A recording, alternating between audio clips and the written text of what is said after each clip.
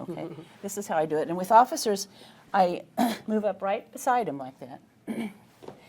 And what you do is they have them call up the memory, and I ask them to tell me about it too, just so they get into it, and describe the picture, describe the smells, describe the sounds, and I say, I know this is difficult, because in daily life, I want you to experience the worst part, but it's going to be the last time that you have to experience the worst part. And so you get them into describing the worst part of it. It may be a gory, bloody scene they saw. It may be something horribly tragic, like the death of a child, and it's really heart-wrenching to hear this, too, to tell you the truth. But they bring it up, and then I say, okay, what I'd like you to do is and I'd say, where is it in your body? Because it's stored in the body. And they'll say, oh, it's my stomach, or it's on my chest, it's in my heart, or it's on my chest. It's like it's a heaviness, or it's in my head.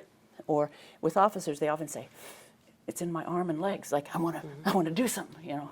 So anyway, you have them know where it is in their body, and I say, okay, I want you, this is going to be hard, but I want you to stick with that feeling and that image, and then just observe what happens. And I want you to follow my fingers while you're doing that, and I'm going to move my fingers, and I want you to just see what happens. And you have two things to pay attention to. One is the image and what happens, and the other is where that feeling in your body. There are several things that can happen. The feeling in your body can stay the same. It can get worse. It can move around somewhere else, or it can get better. Whatever it is, we don't care. We just want to know what's happening. And what we're doing is that memory was frozen in their brain, and it never moves on for the whole lifetime. It's a vivid image and a vivid feeling that always comes with it. And now we're calling it up, and we're having them process that memory and having their brain do what it should have done in the moment that tragedy happened, but it couldn't because the brain was overwhelmed by cortisol and fear. And so the brain went offline and just chunked it back there in the memory with everything, okay? So I'm going to say, okay, you got that in your mind now? All right, follow my fingers. And so I move it back and forth like that. I just keep going for, 20 times.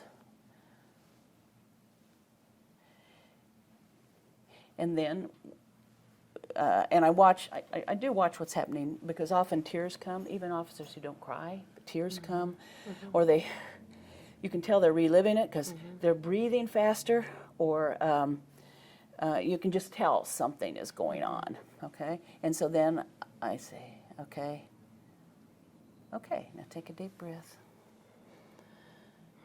Okay, now what was that like? And then they can tell me what the image, well, at first, yeah, I was seeing the horrible thing, and the person was dying, and I knew it, and I was trying to save him, and